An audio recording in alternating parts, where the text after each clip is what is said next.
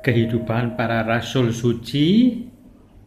Saya akan membacakan dua dari kisah kehidupan Rasul Suci Andreas murid pertama dan Rasul Yakobus saudara Tuhan Yesus. Yang lain bisa saudara pesan sendiri, ceritanya sangat menarik. Kehidupan dari penderitaan dari Rasul Suci Andreas yang pertama dipanggil, yang diperingati oleh Gereja Kudus pada setiap 30 September. Puisi. Sebagaimana engkau yang pertama kali menemukanku, O Andreas, demikian juga engkau telah ditemukan olehku. Jadilah kuat di dalamku. Lupakan saja keahlianmu semula, karena disitulah aku akan mengajarimu satu seni baru. Bila sebelumnya engkau dengan telanjang mencebur ke dalam laut, kini engkau dengan telanjang masuk ke dalam hidup. Sebelumnya engkau memburu mangsamu dengan joran pancing, sekarang diajar untuk mengail dengan kayu salib. Bila sebelumnya engkau menggunakan cacing sebagai umpan, kini kuperintahkan engkau untuk berburu mangsa dengan dagingku. Akulah yang mengetahui isi hati manusia.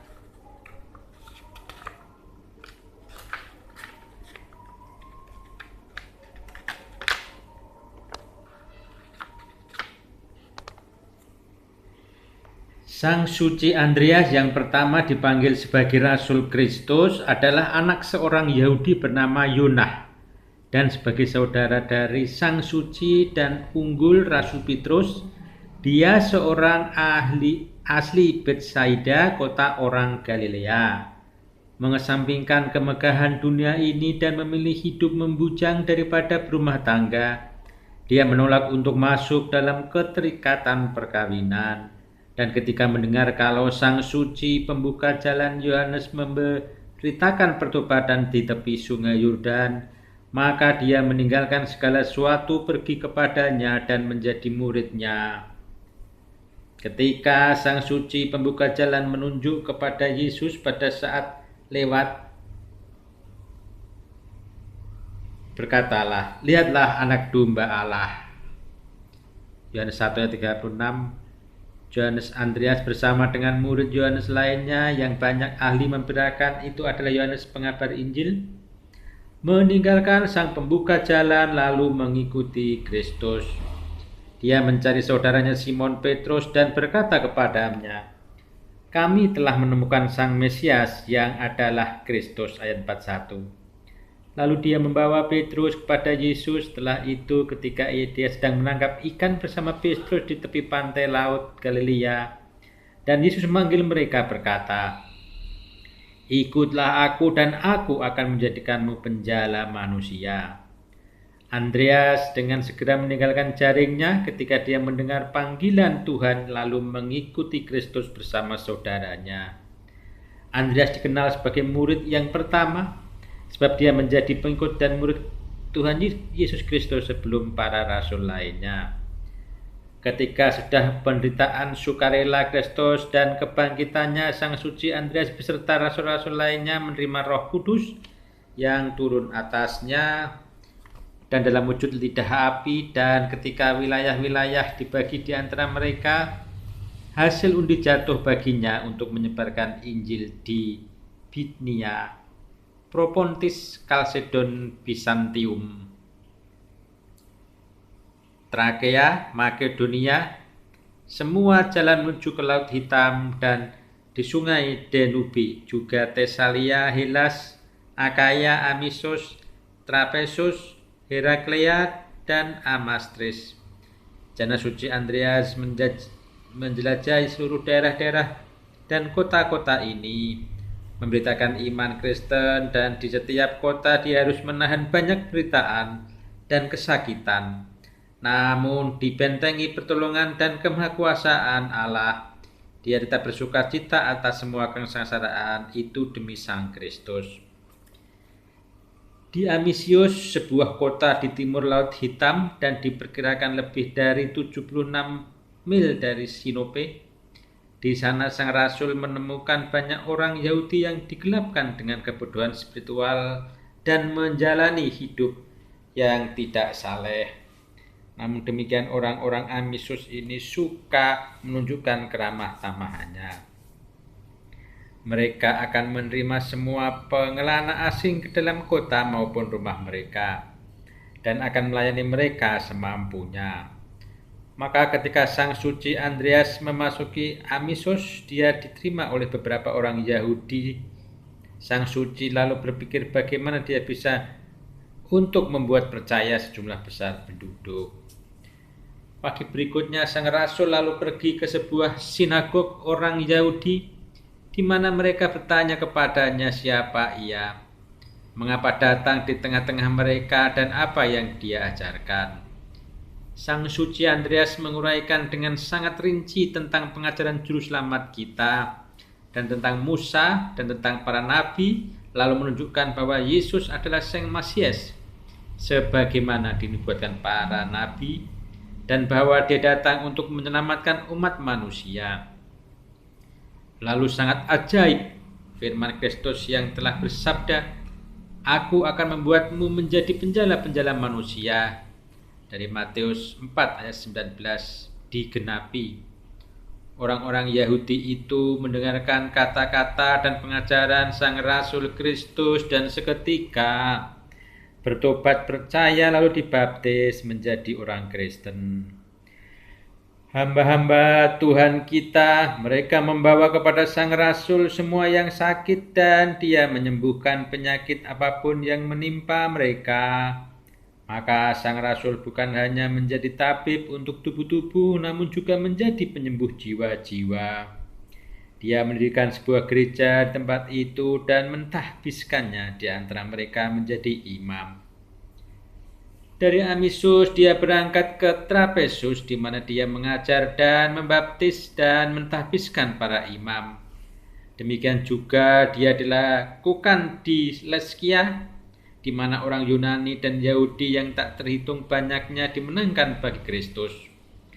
Kemudian dia memutuskan untuk pergi ke Yerusalem, bukan saja karena perayaan Paskah sudah mendekat, tetapi juga karena ingin menjumpai saudaranya yaitu Petrus, dan dia juga sangat ingin melihat Rasul Paulus, yang ia dengar telah menjadi rasul untuk para bangsa kafir. Jadi dia lalu kembali ke Efesus bersama Rasul Yohanes sang teolog, yang hasil undinya menugaskan bekerja di kota itu. Namun ketika dia sampai tempat itu, dia menerima penglihatan dari Tuhan yang memerintahkan untuk pergi dan mengabarkan Injil di Bitnia. Langsung dia berangkat dan memasuki kota Nikea, di mana dia melihat banyak orang Yunani dan orang Yahudi, lalu mengajar dan melakukan mujizat-mujizat sehingga mereka menjadi percaya kepada Kristus. Dia menyembuhkan banyak orang sakit saat itu juga, dan dengan tongkat besi miliknya yang terdapat lambang salib di atasnya, dia mengusir binatang-binatang buas yang memangsa penduduk dan membunuh beberapa di antaranya. Terlebih lagi dia menghancurkan pondasi kuil-kuil pagan dari dewa-dewa palsu Afrodit dan Artemis. Orang-orang Yunani yang menentang pengajaran sang rasul jadi dirasuki oleh roh-roh jahat yang masuk ke dalam tubuh dan menyiksa mereka sebagai akibat atas ketegaran dan ketidakpercayaan mereka. Dan roh-roh itu sedemikian menjengkelkan mereka, lalu mulai menggerogoti tubuh mereka sendiri. Namun Andreas, murid dari dia yang datang untuk menyelamatkan pendosa, merasa kasihan kepada mereka, lalu mengusir setan-setan itu dari mereka. Dan oh ajaib, orang itu menjadi percaya lalu dibaptis. Sang rasul tinggal sementara selama 2 tahun di Nikea dan mentahbiskan seorang imam untuk kota itu. Dia kemudian pergi ke Nikomedia, kota yang padat penduduknya, dan membaptis orang-orang Yunani di sana. Sebelum berpindah ke Kalsedon dekat Proportus, Skotari dekat Bizantium, dan akhirnya Nosentra di mana banyak orang diyakinkan dan dibaptis. Dia juga melakukan perjalanan ke Ponto Heresklea dan di sana ke Amastrida, suatu kota di provinsi Bithynia di wilayah sekitarnya, mentahbiskan imam-imam di sana, lalu pergi ke Sinope, suatu kota di Pontus, di mana disebutkan bahwa Rasul Petrus saudaranya mengunjunginya. Bahkan sampai hari ini orang-orang Kristen di Sinope masih memajang 2 singgasana dari marmer yang mereka pelihara sebagai tempat duduk dari rasul-rasul tersebut. Mereka juga memajang benda kuno, ikon kayu ajaib dari sang suci Rasul Andreas. Akan tetapi sebelum sang Rasul Andreas tiba, Rasul Matias yang juga adalah satu dari antara 12 rasul yang terpilih untuk menggantikan posisi Yudas Iskariot, juga telah pergi ke Sinope. Namun segera setelah dia memulai pengajaran di kota itu, dia ditahan dan dicampakkan ke dalam penjara. Ketika sang Rasul Andreas tiba dan mendengar bahwa koleganya di penjara, dia berdoa untuknya, dan seketika itu juga belenggu yang mengikat Matias langsung terlepas. Dan pintu penjara pun terbuka sehingga dia bebas. Ketika itu di Sinope adalah tempat tinggal masyarakat yang ganas dan tidak beriman. Ketika mereka mengetahui bahwa Andreas telah menyerang benteng penjuru mereka, maka mereka mengepungnya. Sebagian mengatakan agar membakar rumah di mana dia tinggal, dan yang lain merencanakan bagaimana mereka akan menangkapnya. Akhirnya mereka menangkapnya, mendorong dan menyeretnya sepanjang jalan tanah, sambil tanpa kasihan memukulinya. Ketika mereka sampai di luar kota, mereka membuangnya ke tumpukan kotoran karena sudah yakin bahwa dia sudah mati karena perlakuan yang menyakitkan itu. Namun sang rasul mampu bertahan atas semua siksaan tersebut dengan sabarnya sampai seperti tuannya, yaitu Sang Kristus. Dan Tuhan tidak mengizinkan muridnya tersiksa dan diperlakukan salah, sehingga dia menampakkan diri padanya, menyembuhkan dan menasihatinya agar tetap kuat hatinya. Dan meskipun bangsa biadab itu telah menghancurkan gigi sang rasul dan memotong jari-jarinya, dia dapat sembuh dengan sepenuhnya. Lalu Tuhan memberkatinya dan memberitahu dia agar tidak kendur semangatnya untuk tetap mengajar dan meyakinkan orang-orang yang tidak beriman tersebut agar menjadi orang percaya, lalu sang juru selamat kembali ke surga. Esoknya pagi-pagi benar sang rasul masuk ke Sinope lagi dalam keadaan sehat, tidak ada tanda-tanda luka ataupun memar-memar di tubuhnya. Air mukanya penuh dengan sukacita dan kegembiraan. Warga kota menjadi sangat heran atas ketahanan manusia istimewa itu dan mujizat agung yang telah dibuat Kristus. Padahal mereka telah yakin Andreas sudah mati.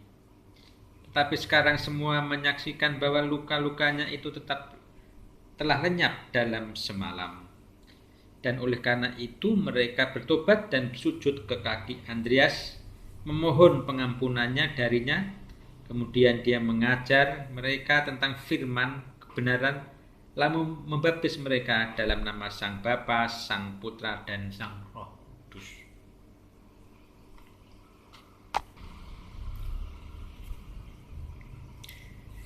Mereka menerima iman Kristen dan percaya kepada Sang Juru Selamat yang menebus jiwa raga mereka. Pada waktu itu Sang Rasul Suci juga melakukan mujizat-mujizat besar. Ada seorang wanita yang hadir, anak lelaki satu-satunya telah dibunuh oleh seorang musuh. dan dia bersujud di depan sang rasul, mengaku percaya kepada Kristus dengan sepenuh hati dan rohnya. Digerakkannya oleh rasa belas kasihan, Sang Suci membangkitkan anaknya itu dari kematian. Maka si petobat baru itu jadi mengerti siapa satu-satunya Allah sejati. Dan ketika mereka melihat hal tersebut, mereka semua menjadi percaya. Kemudian Rasul Suci mentahbiskan imam-imam lalu mengunjungi Amisius dan Trapesus untuk kedua kalinya, membaptis beberapa yang tersisa dan mereka yang telah meninggalkan angan-angan. Dari sana dia pergi ke Nikosaria sebelum melewati Samosata, di mana banyak orang Yunani yang tinggal yang menganggap diri mereka sendiri sebagai orang-orang paling berhikmat di bumi. Akan tetapi semua pengajaran yang bijaksana dari sang rasul yang mematahkan semua pemikiran ahli pidato mereka. Layaknya jaring laba-laba, dia membongkar muslihat mereka, lalu mereka diyakinkan baik oleh kata-kata maupun mujizat-mujizat yang dibuatnya. Lalu semua bertobat dan menerima baptisan. Kemudian dia berangkat ke Yerusalem untuk bertemu dengan rasul-rasul lainnya dan untuk merayakan Paskah orang-orang Kristen. Di sana mereka melaksanakan sidang sinode yang disebutkan di dalam kisah dari para rasul suci sebagaimana dicatat oleh sang penginjil suci Jana Suci Lukas di ayat kisah 15 ayat 6, yaitu lalu para rasul dan para tua-tua berkumpul bersama untuk memberi pertimbangan hal ini. Apakah perlu untuk sunat untuk orang yang menjadi percaya? Sesudah perayaan Paskah, Sang Suci Andreas disertai oleh Rasul Matias dan Tadeus berangkat menuju ke kota Korasan di perbatasan Mesopotamia. Andreas hanya bersama-sama mereka beberapa hari saja, meninggalkan mereka mengajar di wilayah itu sementara dia menuju daerah timur dari Laut Hitam dan Alania dan Abasgians. Di kota-kota wilayah itu dia menarik banyak sekali orang ke iman Kristen. Dia kemudian berlalu menuju ke bangsa Siki, bangsa Bosporian, dan kemudian ke selat-selat di Kava.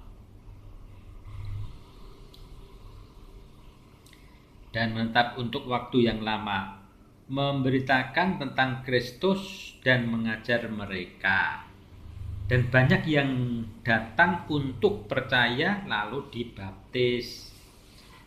Pusat aktivitasnya yang berikutnya adalah kota Bizantium, di mana dia melakukan banyak mujizat dan mengajarkan banyak orang pengetahuan tentang Allah.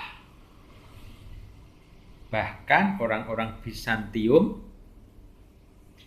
tidak saja hanya merengkuh cahaya kebenaran, mereka juga mendirikan gereja yang sangat megah untuk menghormati Sang Suci Theotokos sebagai uskup untuk mereka. Andreas mentahbiskan Stachys, satu dari antara ke-70 rasul yang disebutkan oleh Jana Suci Paulus dalam suratnya kepada jemaat Roma di Roma 16 ayat 9. Dia melakukan perjalanan selanjutnya ke Heraklea di Trakea yang terletak di daerah barat dari Bizantium. Di sana dia meyakinkan banyak orang untuk beralih iman ortodoks dan mentahbiskan Apeles sebagai uskup. Tapi Andreas sendiri terus menjalankan karya-karya kerasulan dan menahan penderitaan dalam menyebarluaskan Injil Kristus. Melampaui Pontus, pesisir Laut Hitam, Sintia dan Chersonese, oleh kuasa Allah dia mencapai sungai Dnepr di daratan Rusia dan berhenti pada daratan di bawah perbukitan Kiev. Dia berbaring untuk beristirahat. Ketika dia terbangun dari tidur di pagi hari, dia berkata kepada murid-murid yang menyertainya, "Percayalah kepadaku, pada bukit-bukit itu kasih karunia Allah akan datang bersinar, akan ada kota yang besar di sini, dan Tuhan akan memunculkan banyak gereja di tempat ini, lalu menerangi seluruh tanah Rusia dengan baptisan kudus." Lalu mereka menaiki perbukitan tersebut. Sang Suci lalu memberkatinya dengan membuat tanda salib, menubuatkan bahwa orang-orang yang tinggal di sana akan menerima iman dari ajaran Rasuliyah yang dia dirikan di Bizantium. Melewati kota-kota Rusia yang terletak di utara, di mana Novgorod Agung saat ini berdiri, dia pergi ke Roma, kemudian dia menempuh jalan ke Epirus di daratan Yunani, dan akhirnya tiba di Trakea, mengukuhkan iman orang-orang Kristen dan mentahbiskan para uskup dan para pemimpin untuk mereka. Melalui banyak wilayah dia sampai ke Peloponnesa dan memasuki kota bangsa Akaya yaitu Patras. Dia menginap bersama orang yang sangat dihormati bernama Sosius. Dia menyembuhkan orang sakit dan kemudian membuat seluruh kota Patras percaya kepada Kristus. Pada waktu itu, Maximila, istri dari gubernur Egetes, menderita sakit di matanya. Meskipun sudah mengunjungi setiap dokter, dia tidak kunjung sembuh dan hanya menghabiskan hampir semua uangnya untuk membayar jasa dan obat-obatan mereka. Egetes mengetahui kondisi istrinya semakin menurun lalu menjadi putus asa. Karena meskipun kekayaannya melimpah, dia tidak dapat memberi kesembuhan bagi istrinya. Dan ketika Maximilia sudah mendekati ajalnya, sang suami semakin hancur hatinya, sehingga dia mulai ingin bunuh diri. Salah satu anggota rumah tangganya teringat akan sang rasul, karena dia sebelumnya pernah menerima kesembuhan pada tangannya. Lalu dia cepat-cepat memohon pertolongan kepada sang rasul untuk istri tuanya. Dan sang suci kemudian datang dan menumpangkan tangannya atas wanita itu. Lalu kesehatannya pulih kembali dengan segera dan dia bangkit dari tempat tidurnya. Ketika Egetes melihat mujizat ini, lalu dia pergi dan membawa sejumlah besar uang dan meletakkannya di kaki sang suci. Bersujud dia memohon agar sang suci berkenan menerima tawaran itu sebagai ucapan terima kasih atas penyembuhan tersebut. Namun sang rasul menolak uang itu. Dia hanya menginginkan pertobatan dari orang-orang Akhaya dan Patras. Dan dia menolak untuk menerima imbalan apapun. Dia berkata kepada Egetes, "Guru kami telah bersabda dengan cuma-cuma. Engkau menerimanya, maka dengan cuma-cuma pula engkau harus memberi." Matius 8:10 ayat 8. Lalu Andreas mengajar dia banyak hal sebelum dia pergi. Ketika dia memasuki kota itu, dia di jalan bertemu dengan seorang lumpuh yang sudah lama tidak mampu menggunakan tungkainya. Dia sangat tertekan karena tidak ada seorang pun yang mau merawatnya atau berbelas kasihan kepada keadaannya. Tapi sang rasul tergerak oleh belas kasihan. Dia menjulurkan tangan kanannya kepada si sakit itu. Maka laki-laki itu bangkit dan berjalan.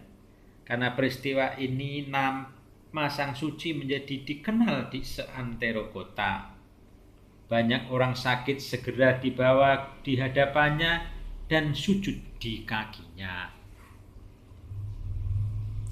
Lalu dia menyembuhkan mereka semua, beberapa di antaranya buta, dan melalui sentuhan tangannya, maka mereka dapat melihat. Beberapa yang lain menderita karena lepra, dan yang lain penyakit-penyakit yang mengerikan.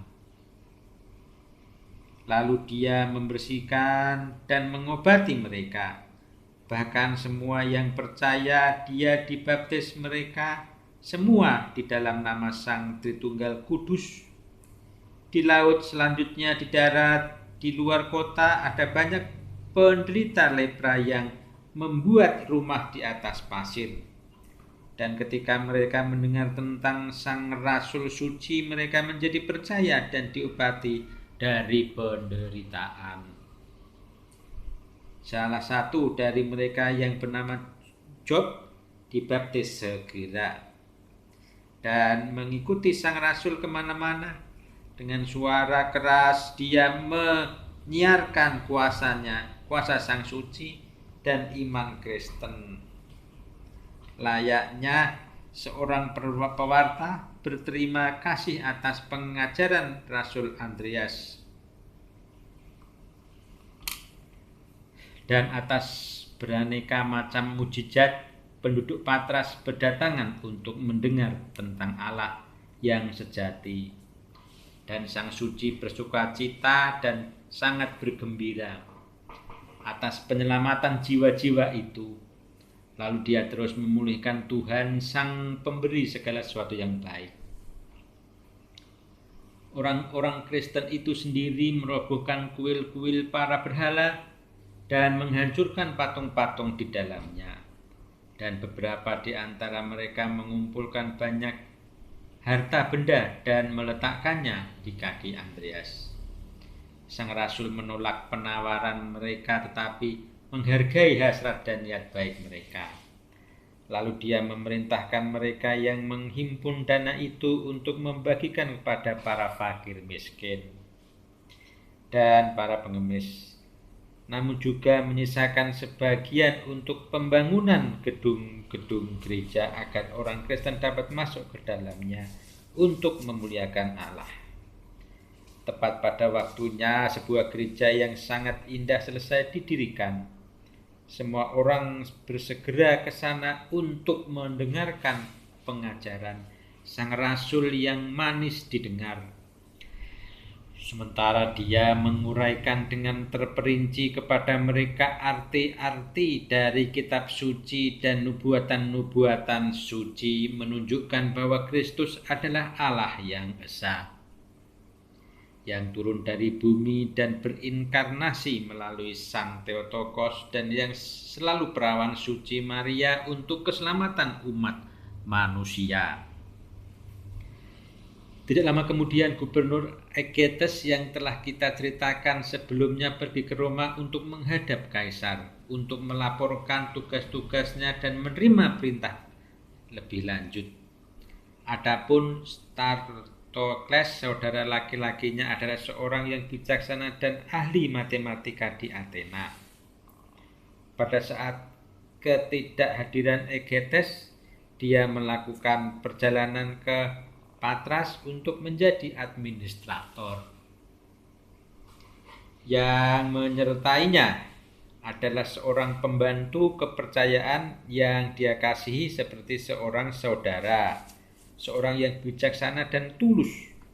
Namun pada saat itu sang pembantu menderita serangan epilepsi yang kejam yang disebabkan oleh perbuatan setan. Hal itu menimbulkan tekanan berat bagi Statokles. Dia mulai menangis karena tidak ada tabib yang mampu untuk menolong orang yang tidak beruntung ini. Ketika iparnya Maximilian mendengar hal itu, dia mengundangnya ke rumah dan berkata, "Iparku tidaklah mungkin menyembuhkan pembantumu itu, bahkan meskipun oleh pengobatan seluruh tabib yang ada dan dengan resep segala macam obat di dunia ini. Engkau akan memboroskan segala yang kau miliki dengan sia-sia. Namun di sini, di kota ini, kami punya dokter asing yang bernama Andreas. yang menyembuhkan semua penyakit dan tidak memungut bayaran. Jika engkau mau pergi kepadanya, aku yakin dia akan menyembuhkan pembantumu dan penyakit yang sangat berat tersebut. Dengan segera, aku sendiri telah mengalami sakit yang menyedihkan dan tidak satu pun, baik pengorbanan yang sangat banyak kepada para dewa atau untuk para tabib maupun obat-obatan dapat menyembuhkanku. Namun dokter asing ini menyembuhkanku seketika hanya dengan ucapannya. Sang bijaksana dan terpelajar Stratokies dari Athena kemudian mengundang sang suci, dan segera setelah sang rasul memasuki rumah itu, lihatlah suatu mujizat. Setan-setan itu pergi dan si pembantu pulih kesehatannya. Ketika Stratokles dan Maximilia melihat mujizat itu, mereka tidak buang-buang waktu lagi, langsung mengingkari keyakinan sebelumnya dengan cara tidak hormat. Lalu mereka memulihkan Allah sejati dan menjadi Kristen. Mereka dibaptis oleh sang rasul dan setia kepadanya, tak terpisahkan, berhasrat untuk mendengar setiap kitab, kata-kata, dan pengajaran tentang iman Kristen.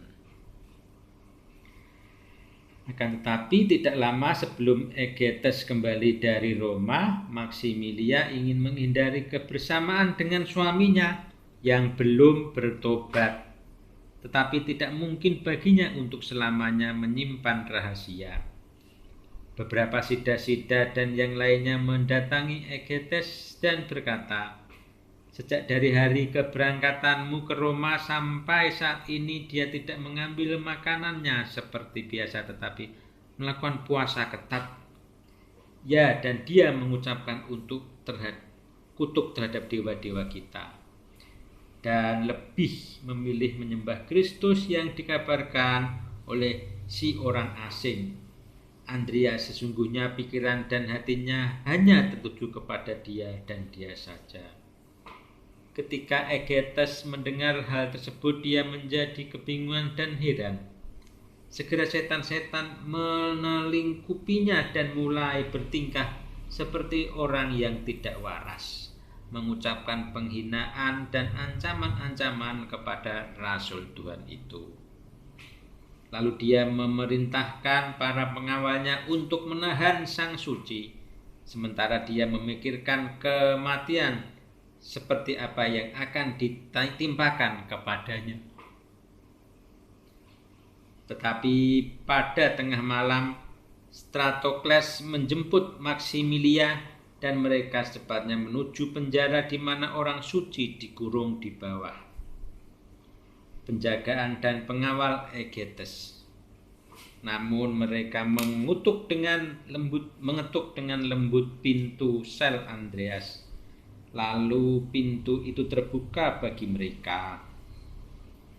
Kemudian Stratokles dan Maximilia masuk dan bersujud di kaki sang suci, memohon kepada sang rasul untuk menguatkan dan mendukung mereka kepada iman sejati kepada Kristus. Sang suci Andreas menasihati mereka panjang lebar dan sudahnya meneguhkan Stratokles menjadi uskup kota Patras kuno. Dia kemudian memberkati mereka dan mengutus mereka melangkah pergi dalam damai. Sudah mereka pergi, dia menutup pintu selnya dengan kuasa doanya, dan pintu itu tertutup cepat dan seperti terkunci. Dia kemudian duduk dengan sabarnya menunggu penghakiman Egetes yang tidak beriman itu. Sementara itu, sang gubernur menyadari bahwa sudah tidak mungkin lagi berbagi tempat tinggal dengan Maximilia. Terlepas dari pembelaan dan ancamannya, dan setan telah masuk ke dalam hatinya lalu membutakan dia dengan kemarahannya. Maka dari itu dia lalu mengambil sang rasul dan memancangkannya ke tiang salib, yang bahkan para presbiter dan diakon dari jemaat tanah Akhaya menceritakannya sebagai berikut.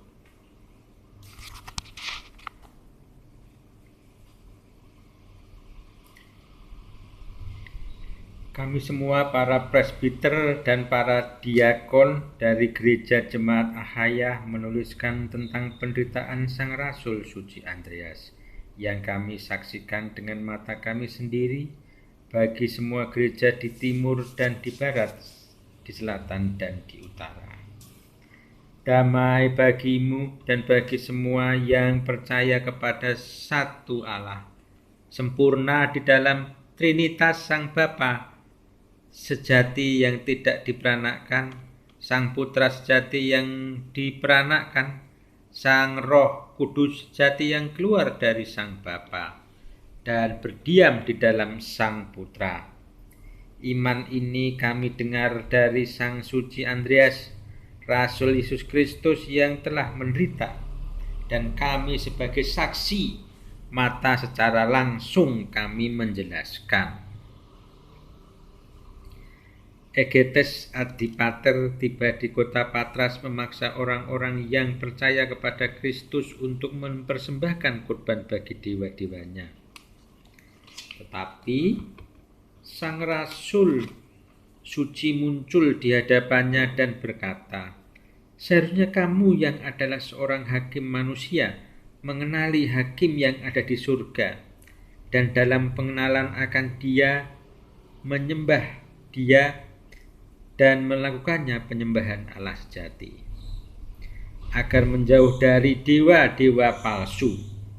Egetes berkata kepadanya, "Apakah engkau Andreas yang menghancurkan kuil-kuil para dewa dan memikat orang-orang kepada agama sihir yang muncul belakangan ini dan yang telah diperintahkan untuk diberantas oleh kaisar-kaisar di Roma?"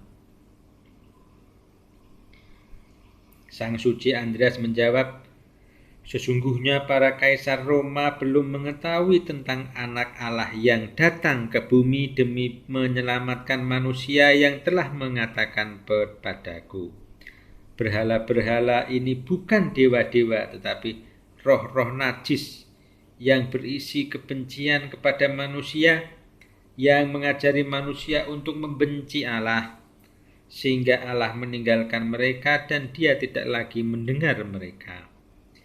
Ketika Allah berpaling dari manusia dalam kemarahannya, maka setan-setan itu akan menahan mereka dalam keterikatan kepadanya dan memperdaya mereka sampai akhirnya roh-roh mereka akan keluar dengan telanjang dan tubuh mereka terasuki kesia-siaan karena dosa-dosa mereka. Egetes berkata, "Ketika Yesusmu mengajar dongeng-dongeng dan kata-kata kosong ini, orang-orang Yahudi melakukannya di kayu salib." Tetapi Andreas menjawab, "Oh, jikalau engkau dapat mengetahui misteri salib, bagaimana Sang Pencipta manusia dalam kasih-Nya akan kita secara sukarela mengalami penderitaannya di atas salib, karena Dia telah lebih dulu mengetahui kapan akan menderita dan menubuatkan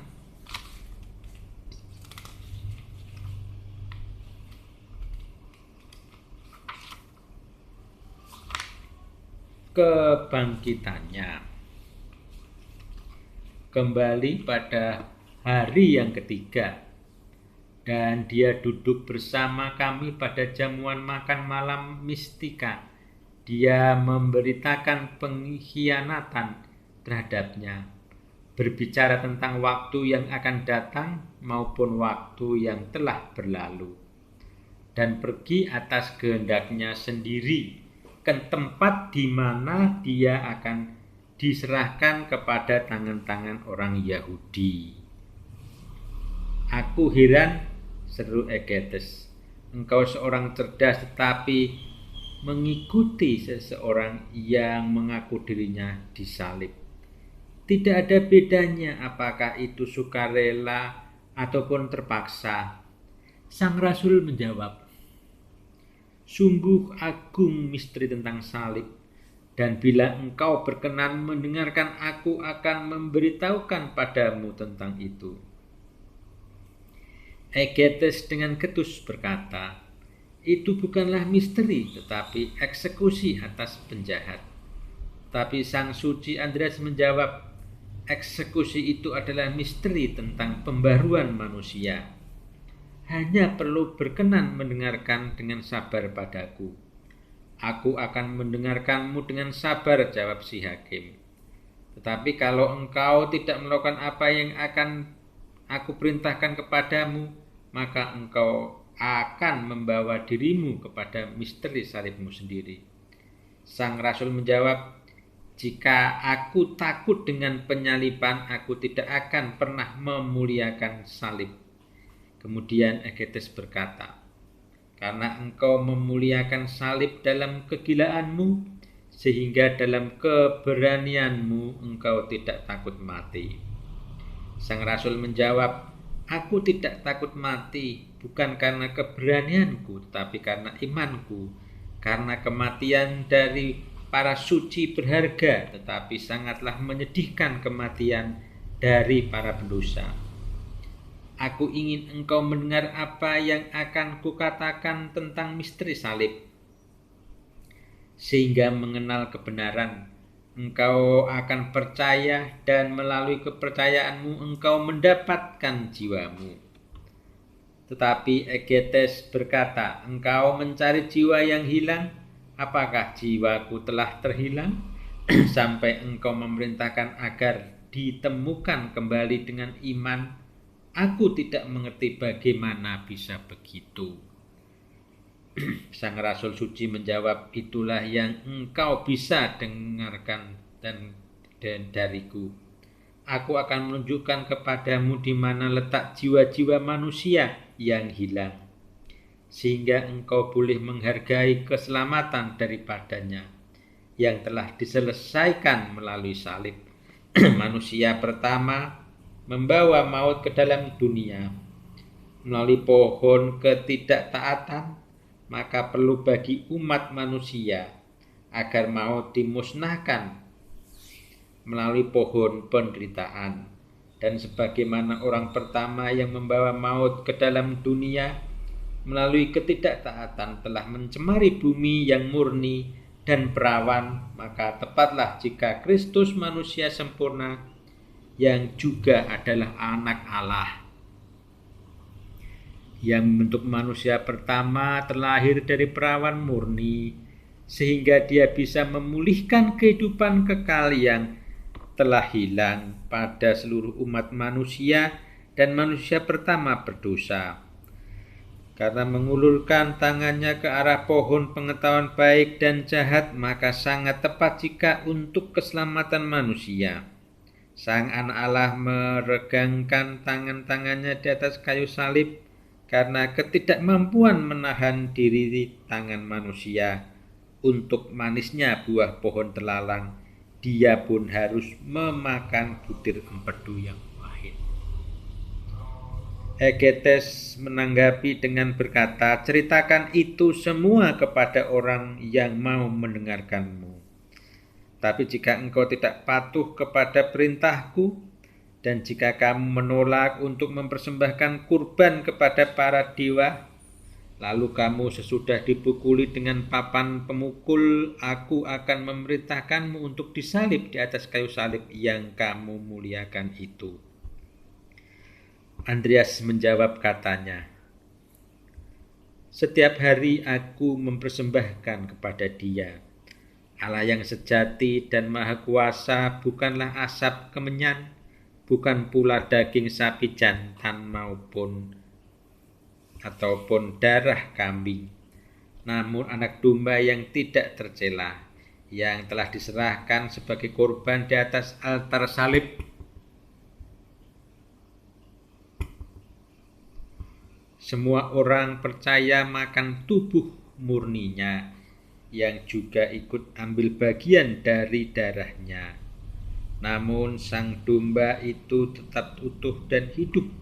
Meskipun dia betul-betul dikorbankan, mereka benar-benar memakan dagingnya dan meminum darahnya. Meskipun begitu, seperti yang kukatakan, dia tetap utuh, tidak cacat celah, dan tetap hidup. Kemudian Egetes berkata, "Bagaimana hal itu bisa terjadi?" Andreas menjawab, "Jika engkau mau belajar dengan menjadi seorang murid, maka engkau akan mendapatkan jawaban atas apa yang engkau tanya." Egetes menjawab, "Aku akan menyerap pengajaran ini darimu dengan siksaan." Sang Rasul menjawab, "Aku heran bahwa engkau seorang terpelajar, tetapi berbicara dengan sembrono. Dapatkah engkau mempelajari misteri-misteri Allah dariku dengan menyeretnya keluar melalui cara penyiksaan? Engkau telah mendengarkan misteri tentang salib. Engkau telah mendengar juga misteri tentang pengorbanan. Jika kau percaya bahwa Kristus anak Allah yang telah disalib oleh orang Yahudi adalah Allah sejati, maka aku akan menyingkapkan padamu bagaimana dia telah mati, hidup lagi, dan bagaimana diserahkannya sebagai kurban dan dimakan. Namun dia tetap utuh dalam kerajaannya." Maka Egetes sangat marah, memerintahkan sang rasul dijebloskan ke dalam penjara. Ketika sang suci itu dilemparkan ke dalam penjara bawah tanah, banyak sekali orang dari seluruh daerah itu datang untuk membela sang rasul dan akan membunuh Egetes serta melepaskan Andreas dari penjara. Tapi sang suci Andreas melarang mereka, juga menegur mereka dengan berkata, "Jangan ubah damai dari Tuhan kita Yesus Kristus menjadi keributan iblis." Karena Tuhan kita ketika dia diserahkan kepada maut, dia menunjukkan kesabaran agung. Dia tidak membantah, dia tidak berteriak, suaranya tiada terdengar sepanjang jalan. Oleh karena itu kalian semua juga tetaplah diam dan tetap tenang. Aku melarang kalian melakukan halangan apapun bagi kemartiranku. Tetapi perlakukan dirimu sendiri sebagaimana olahragawan yang baik dan menjadi pahlawan-pahlawan Kristus. Siapakah diri kalian menahankan dengan penuh kesabaran atas segala macam luka dan siksaan yang akan menimpa tubuh kalian. Dan jika kamu terpaksa takut kepada siksaan, takutlah hanya kepada siksaan abadi, dan ketahuilah bahwa teror dan ancaman manusia hanyalah seperti asap. Sekali dia muncul dan sudahnya lenyap dengan tiba-tiba. Jika kalian takut kepada berbagai penderitaan, takutlah kepada penderitaan yang tidak pernah berakhir.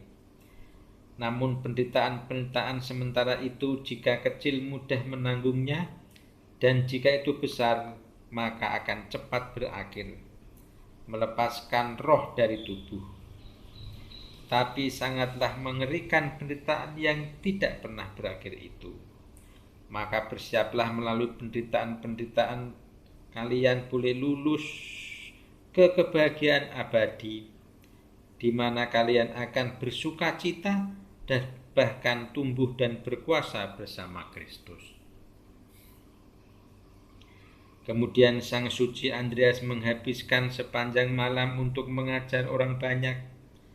Pada pagi harinya Egetes Antipater duduk sendirian di tahtanya dan mengirim orang untuk menghadapkan sang suci Andrew kepadanya dan berkata, "Apakah engkau telah memutuskan untuk meninggalkan kebodohan ini dan berhenti memberitakan Kristus?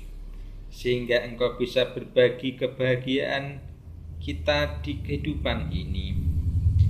Tapi Sang Suci menjawab, aku lebih memilih berbagi kebahagiaan jika kamu mau percaya pada Kristus dan menolak berhala-berhala.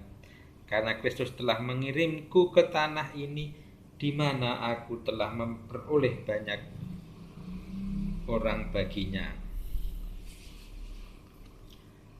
Egetes berkata, aku akan memaksamu untuk mempersembahkan kurban, supaya mereka yang telah kamu tipu meninggalkan kesia-siaan pengajaranmu dan memberikan kurban persembahan yang menyenangkan para dewa, sehingga tidak ada kota di Akhaya di mana orang meninggalkan kuil-kuil para dewa.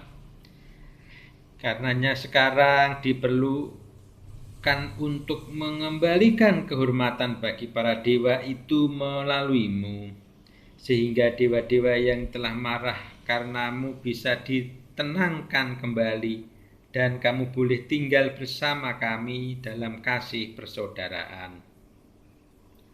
Dan jika tidak, maka untuk penghinaan yang telah dilakukan bagi dewa-dewa itu, kamu akan dijadikan subjek dari berbagai macam siksaan, lalu akan digantung di kayu salib sebagaimana yang kamu muliakan. Untuk itu Sang Suci Andreas menjawab, dengarkan hai keturunan maut yang akan dihukum dalam siksaan kekal. Dengarkan aku, hamba Tuhan, rasul dari Yesus Kristus. Sampai saat ini aku telah berbicara denganmu dengan lembut. Aku ingin mengajarimu tentang iman suci, agar kamu sebagai manusia cerdas dapat menerima kebenaran dan menolak berhala-berhala, dapat memuja Allah yang tinggal di surga. Tapi karena kamu bertahan tetap keras kepada yang menyangka aku takut karena siksaanmu dan merencanakanlah bagiku siksaan-siksaan yang paling mengerikan yang pernah kamu ketahui, maka aku akan menjadi yang paling berkenan bagi rajaku. Siksaan-siksaan yang lebih menyakitkan akan aku tahankan baginya. Kemudian Egetes memerintahkan Sang Suci diseret keluar dan dipukuli. Dan ketika mereka yang memukulinya 3 kali sekaligus dan diganti 7 kali, Sang Suci ditolong berdiri dan dibawa ke hadapan hakim. Dan hakim berkata kepadanya, dengarkan aku, O Andreas, dan jangan tumpahkan darahmu dalam kesia-siaan. Namun bila kamu tidak taat padaku, aku akan menyalibkanmu di kayu salib. Sang Suci Andreas berkata, aku adalah seorang budak dari salib Sang Kristus, dan aku menginginkan kematian di atas sebuah salib. Engkau tidak akan dapat kabur dari siksaan jika setelah mencobai daya tahanku, engkau mau percaya kepada Kristus. Karena aku akan sangat bersedih atas kutukan bagimu melebihi penderitaan-penderitaanku ini. Penderitaanku akan berakhir dalam sehari atau setidaknya dalam 2 hari. Tapi penderitaanmu tidak akan tiba pada ujung meskipun sesudah ribuan tahun. Janganlah tambah siksaan-siksaan bagimu. Jangan kau nyalakan untuk dirimu sendiri suatu api abadi. Dengan sangat marah, Egetes memerintahkan Sang Suci disalibkan di kayu salib. Tangan dan kakinya diikat. Dia tidak ingin Andreas ditancapkan dengan paku, agar tidak mati dalam waktu singkat. Pikirnya, dengan menggantung dengan ikatan, maka akan membuatnya mengalami siksaan yang lebih berat. Ketika para pembantu sang tiran membawa dia ke tempat penyaliban, Orang-orang berkumpul dan berteriak-teriak, dosa apakah yang orang benar dan sahabat Allah itu lakukan? Mengapa mereka membawanya untuk disalib? Namun Andreas memohon kepada orang-orang itu untuk tidak menghalangi penderitaannya. Dan dia berjalan ke tiang siksaannya dengan sukacita sambil tidak berhenti menyampaikan pengajarannya. Ketika sampai di tempat penyalibannya, dia memandang dari kejauhan tiang salib yang sudah dipersiapkan baginya. Dia berteriak dengan suara keras, "Hai salib yang telah disucikan oleh tubuh Kristus dan dihiasi oleh anggotanya, bagaikan untaian mutiara sampai saat Tuhan disalibkan padamu. Engkau adalah suatu yang dibenci manusia, namun kini engkau dikasihi manusia dan dipeluk dengan penuh kerinduan." Untuk para orang beriman yang mengetahui betapa kesukacitaan ada di dalamnya. Dan hadiah tersedia bagi yang bertahan atasmu. Dengan kegagahan dan sukacita aku datang padamu, terimalah aku dengan kegembiraan, karena aku murid dari Dia yang telah digantung padamu. Terimalah aku karena aku selalu mencintai dan ingin memelukmu, oh salib yang berharga, yang menerima keindahan dan perhiasan mulia dari para anggota Tuhan. Keindahan yang telah lama diingini, sangat dicintai, yang telah kucari tiada henti. Ambillah aku dari antara manusia dan berikan aku pada guruku melaluimu, agar dia yang menebusku melaluimu berkenan menerimaku. Demikianlah dia berkata, lalu dia melepaskan pakaiannya dan menyerahkannya kepada para penyiksa. Lalu mereka menaikkannya di atas salib, mengikat tangan dan kakinya dengan tali, dan dengan demikianlah mereka menyalibkannya dengan kepala di bawah dan menggantungkannya. Di sekitar dia sangat banyak orang, kira-kira 2.000 orang jumlahnya, dan di antara mereka terdapat Stratokles, saudara laki-laki Egetes, yang berteriak bersama orang banyak, "Tidak adil membuat orang suci menderita demikian." Tapi Andreas menguatkan mereka yang percaya kepada Kristus dan menasihati mereka untuk menahankan penderitaan-penderitaan yang fana, mengajarkan bahwa tidak ada penyiksaan yang dapat dibandingkan dengan hadiah yang akan diterima melalui hal itu. Sesudah itu orang-orang pergi ke rumah Egetes berteriak dan berkata, "Orang itu terhormat, orang suci, orang baik, bersifat baik, lembut dan sangat bijaksana. Seyogianya tidak menderita dan harus diturunkan dari salib, yang untuk penjahat ini sudah hari kedua berlalu. Dia masih di atas salib dan dia masih mengajarkan tentang kebenaran." Lalu Egetes karena takut kepada orang banyak pergi bersama mereka untuk menurunkan Andreas dari salib. Namun ketika Andreas melihat Egetes, berkatalah ia, "Untuk apa engkau datang ke sini, Egetes? Jika kamu mau percaya pada Kristus, maka pintu kasih karunia akan terbuka bagimu, sebagaimana telah aku janjikan. Namun bila engkau datang hanya untuk menurunkan aku dari salib, aku tidak berharap untuk diturunkan dari salib hidup-hidup. Karena aku telah melihat Rajaku, aku telah menyembahnya, aku telah berdiri di hadapannya. Namun aku menderita bagimu, sebab neraka abadi telah disiapkan bagimu dan telah menunggumu. Uruslah dirimu sendiri selagi masih bisa. Berkeinginanlah untuk memulai, karena kamu hanya punya sedikit waktu untuk melakukannya. Ketika para pembantunya maju untuk melepaskan dia dari salib, mereka tidak dapat menyentuhnya, dan banyak orang lainnya silih berganti mencoba untuk melepas ikatannya. Namun juga tidak bisa karena tangan mereka menjadi kaku. Lalu sang suci Andreas berteriak dengan suara sangat keras, "Oh Tuhan Yesus Kristus, jangan biarkan aku diturunkan dari tiang salib ini, di mana aku telah digantungkan untuk namamu.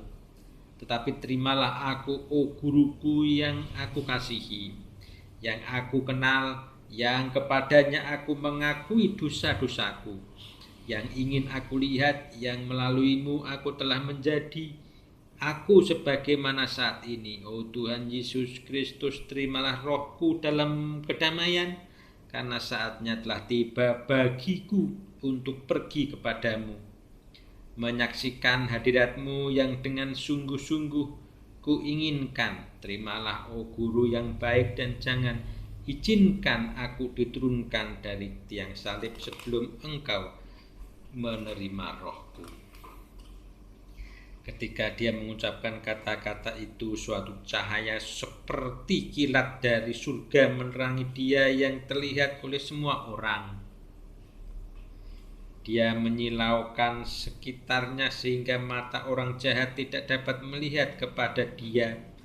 Cahaya surgawi ini berkilauan di sekelilingnya selama setengah jam, dan ketika cahaya itu pergi, sang rasul suci telah menyerahkan rohnya dan pergi di tengah cahaya berkilauan untuk menghadap Tuhan. Maximilia, seorang wanita keturunan bangsawan yang berbudi luhur dan hidup suci, setelah Andreas telah pergi menghadap Tuhan, dia menurunkan tubuh itu dengan sangat hormat,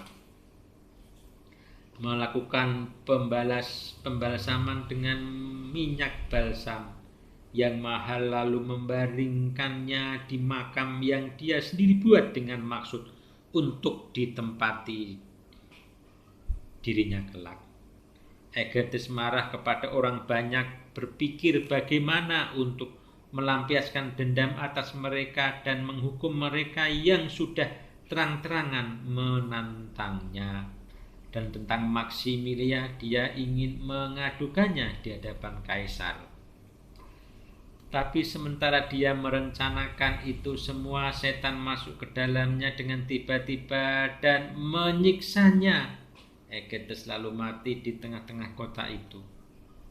Ketika mereka memberitahukan kepada saudaranya Stratokles tentang hal ini, maka Stratokles memerintahkan agar dia dikubur.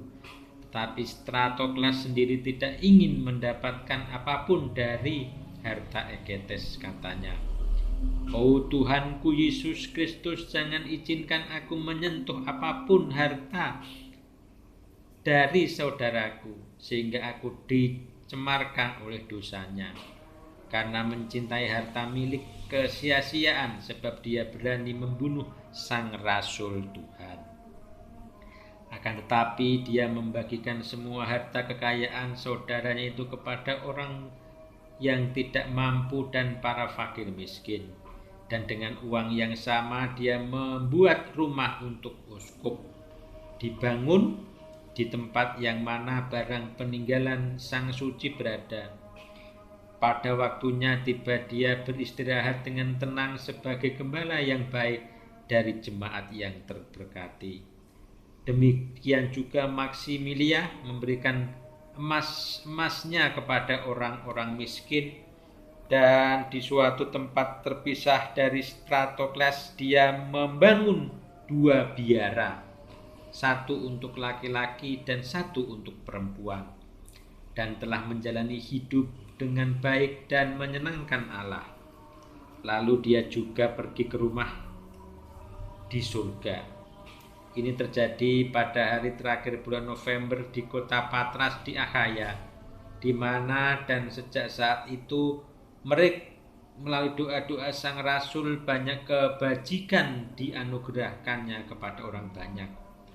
Takut akan Allah ada pada semua orang, dan tidak ada seorang pun yang tidak percaya kepada Allah dan Juru Selamat kita, yang bermaksud menyelamatkan semua orang dan membimbing mereka kepada pengetahuan akan kebenaran, bagi Dia kemuliaan selama-lamanya. Amin.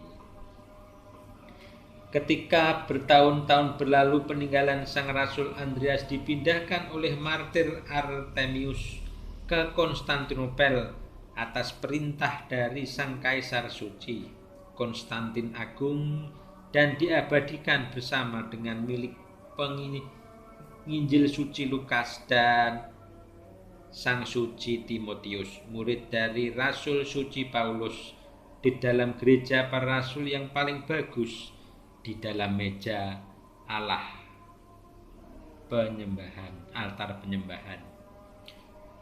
Melalui doa-doa Rasul-Mu, O Kristus Tuhan, dirikanlah bagimu hamba-hambamu orang percayamu dalam ortodoksi, dan selamatkanlah kami semua. Amin. Jana Suci Andreas Dimisal Himtone sebagai yang dipanggil pertama dari antara para rasul dan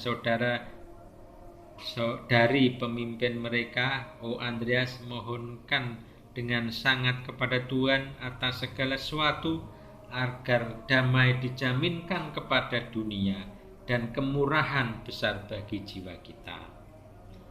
Kantakion Tone 2. Mari kita bersorak gembira bagi Sang Pemimpin Suci yang mengatasnamakan keberanian, yaitu yang dipanggil pertama dari para murid Sang Juru Selamat dan Sanak Petrus, karena sebagaimana dulu kala Dia telah memanggilnya, maka kini Dia memanggil kita. Marilah kita telah temukan Dia yang kita cari. Megal Narion. Dari satuan paduan suara Tuhan, Engkaulah yang pertama, oh yang terberkati, dipanggil untuk mengikut Dia. Bersama saudara sucimu, oh Andreas, engkau ditinggalkan semuanya untuk menguburkan Kristus kepada semua bangsa, agar semua dapat memuliakan namanya.